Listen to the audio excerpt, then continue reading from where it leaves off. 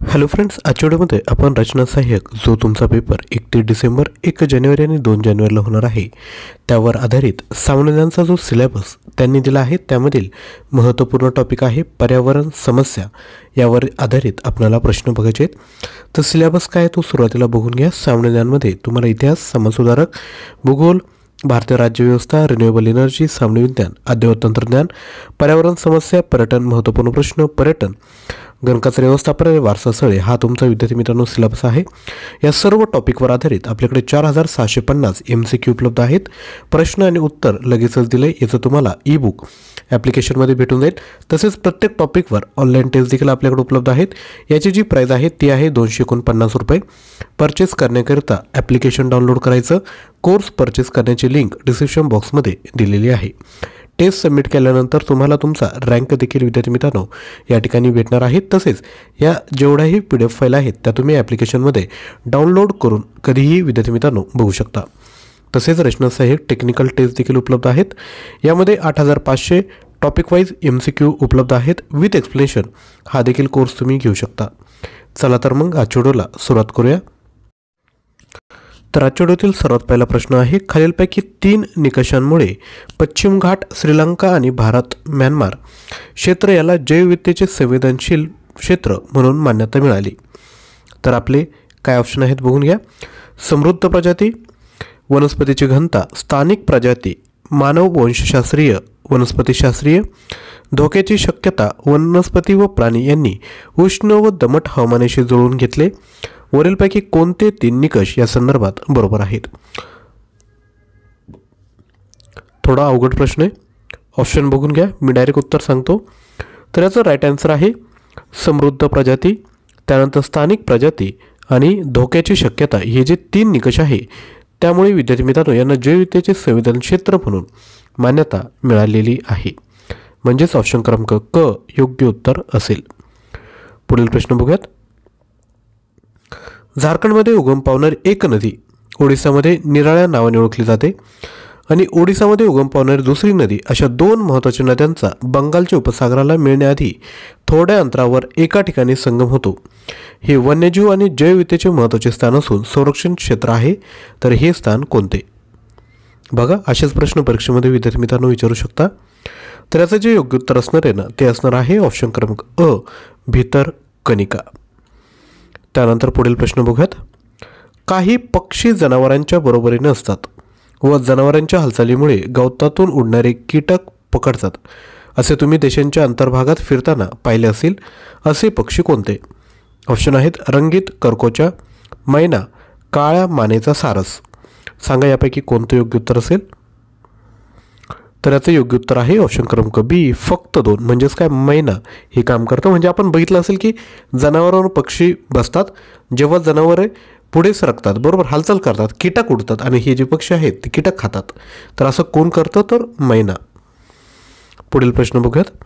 खालीलपैकी कोणती विधाने बरोबर आहेत?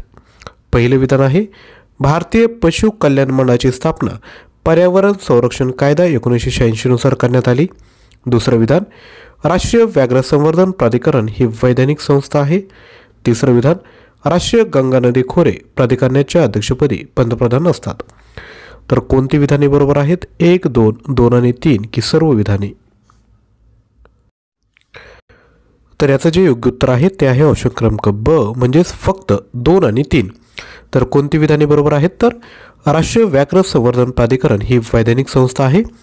तसेच राष्ट्रीय गंगा नदी खोरे प्राधिकरणाच्या अध्यक्षपदी पंतप्रधान हे असतात। त्यानंतर पुढील क्वेश्चन बघायचा आहे, खालीलपैकी कोणते प्राणी शीत निद्रा घेतात? ऑप्शन आहेत वटवाघूळ, अस्वल, कुरतडणारे प्राणी, कृंतक। तर सांगा कोणते प्राणी शीत निद्रा घेतात? तर हे तिन्ही घेतात। म्हणजेच 1, 2, 3 वटवाघूळ, अस्वल आणि कृंतक हे सर्व शीतनिद्रा घेणारे प्राणी आहेत।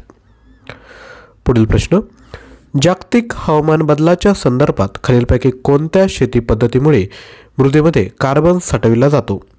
ऑप्शन आहेत कांटूर खाचरे, पिकांची साखळी पद्धत की विना मशागतीची शेती। तर याचं योग्य उत्तर आहे फक्त 3. म्हणजे जर तुम्ही मशागत केली नाही आणि तसंच विद्यार्थी मित्रांनो जर शेती करण्याचा प्रयत्न केला तर जो कार्बन असतो जमिनीमधला तो जमिनीमध्येच राहील. त्याच्यामुळे आपण बघितलं असतं की नांगरणी केली जाते. नांगरणी केल्यानंतर काय होतं की मातीचा जो खालचा थर असतो तो वरती जातो, वरचा थर खाली जातो, बरोबर. तर यामुळे काय होतं की कार्बन जो जमिनीमध्ये असतो तो रिलीज केला जातो. म्हणजे बिना मशागतीत शेती केली तर मृदेमध्ये कार्बन साठवला जातो. पुढील क्वेश्चन बघायचा आहे. त्यापूर्वी एक छोटीशी रिक्वेस्ट विद्यार्थी मित्रांनो, व्हिडिओला लाईक केलं नसेल तर एक लाईक लगेचच करायचं आहे आणि ज्या विद्यार्थी मित्रांना शक्य असेल त्यांनी खाली थँक्यू देखील कमेंट करायचं आहे. लक्षात घ्या, ही तुमची छोटीशी ॲक्टिव्हिटी आम्हालाही विद्यार्थी मित्रांनो मोटिवेट करत असते की असंच कंटेंट आपणापर्यंत बनवलं पाहिजे. तर लाईक करण्यामध्ये कंजूसी बाळगू नका. पुढील प्रश्न आहे, समुद्रातील पादक प्लवक काही कारणांनी पूर्णपणे नष्ट झाले तर काय होईल? ऑप्शन आहे कार्बनचा खड्डा म्हणून समुद्रावर प्रतिकूल परिणाम होईल. दुसरं विधान, समुद्रातील अन्न चक्रावर प्रतिकूल परिणाम होईल. तिसरं विधान, समुद्रातील पाण्याच्या घनतेत लक्षणीय घट होईल. तर सांगा, ऑप्शन आहेत 1, 2, 2, 3 की 1, 2, 3. तर याचं योग्य उत्तर आहे ऑप्शन क्रमांक अ 1 आणि 2. म्हणजेच काय, कार्बनचा खड्डा म्हणून समुद्रावर प्रतिकूल परिणाम होईल. तसेच समुद्रातील अन्न चक्र जे असतं त्यावर प्रतिकूल म्हणजेच एक विपरीत परिणाम बघायला भेटेल. पुढील प्रश्न बघूयात. शहरी उष्णता बेटे निर्माण होण्यासाठी कारणीभूत घटक कोणते? ऑप्शन आहेत कॉन्क्रीटच्या इमारती. दुसरं विधान, पावसाचे पाणी न मुरू देणारी शहरातील सांड पाण्याची व्यवस्था. क प्रदूषके. ड वरील सर्व. तर लक्षात घ्या, शहरी उष्णता बेटे निर्माण होण्यासाठी कारणीभूत घटक आहेत कॉन्क्रीटची इमारती, पावसाचे पाणी मुरू न देणे आणि प्रदूषके. म्हणजेच वरील सर्व हे याचं योग्य उत्तर असेल. पुढील प्रश्न आहे, ओझोन नष्ट करणारे पदार्थ म्हणून ओळखल्या जाणाऱ्या क्लोरोफ्लोरोकार्बनचा उपयोग खालीलपैकी कशात होतो? पहिला आहे प्लास्टिकच्या फोमच्या उत्पादनामध्ये. दुसरं विधान, ट्यूबरहित टायरच्या उत्पादनामध्ये. तिसरं विधान, काही इलेक्ट्रॉनिक भाग स्वच्छ करण्यासाठी. चौथं विधान, एअरसोल डब्यामध्ये दाब देण्याचे माध्यम म्हणून.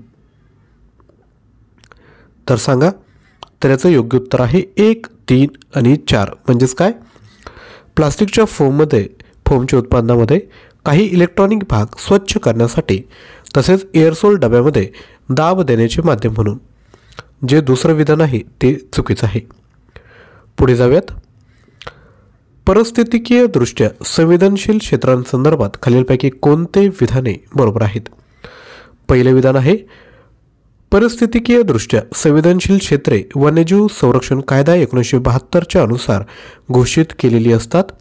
दुसरे विधान, परिस्थितिकीय दृष्ट्या संवेदनशील क्षेत्र घोषित करण्याचा उद्देश म्हणजे या क्षेत्रात शेती वगळता इतर सर्व मानवी व्यवहारावर बंदी घालणे हा आहे. तर यापैकी कोणतं विधान बरोबर आहेत? तर लक्षात घ्या, ड म्हणजे 1 ना 2 म्हणजे ही जी दोन्ही विधाने आहेत ती बरोबर नाही आहेत. तर विद्यार्थी मित्रांनो, पर्यावरण समस्या हा जो टॉपिक आहे त्यावर आधारित आपल्याकडे 50+ प्रश्न आहे. तसंच प्रत्येक टॉपिकवर आपल्याकडे प्रश्न उपलब्ध आहेत. असे एकूण 4750 प्रश्न आहे. लक्षात घ्या, परीक्षेच्या दृष्टीने सामान्य ज्ञान हा खूप महत्त्वाचा टॉपिक आहे. ज्या विद्यार्थी मित्रांनी या टॉपिकमध्ये मार्क घेतले तर तो परीक्षेमध्ये नक्कीच रँक काढू शकत असतो. त्यामुळे मी तुम्हाला हेच सांगेल की हा जो कोर्स आहे तो तुम्ही परचेस करा. परचेस करण्याची लिंक डिस्क्रिप्शन बॉक्समध्ये आहे. कोर्स परचेस केल्यानंतर तुम्ही त्यामध्ये ऑनलाईन टेस्ट देऊ शकतात, ई बुक फाईल बघू शकता. तसेच ज्या विद्यार्थी मित्रांना ॲप्लिकेशन डाउनलोड करायचं नसेल, फक्त तुम्हाला PDF फाईल पाहिजे असतील गुगल ड्राईव्हच्या दृष्टीने, तर तुम्ही माझा जो व्हॉट्सअप क्रमांक आहे 9356256037 यावर मला व्हॉट्सअप करू शकता. तुम्हाला या सर्व PDFचा गुगल ड्राईव्ह ॲक्सेस देण्यात येईल. आय होप आजचा व्हिडिओ तुम्हाला आवडला असेल. तर एक लाईक करायचं आहे, कमेंटमध्ये थँक्यू म्हणायचं आहे आणि चॅनलवर नवीन असाल तर चॅनलला सबस्क्राईब करा. याआधीचे सर्व व्हिडिओ एकदा बघून घ्या. थँक्यू.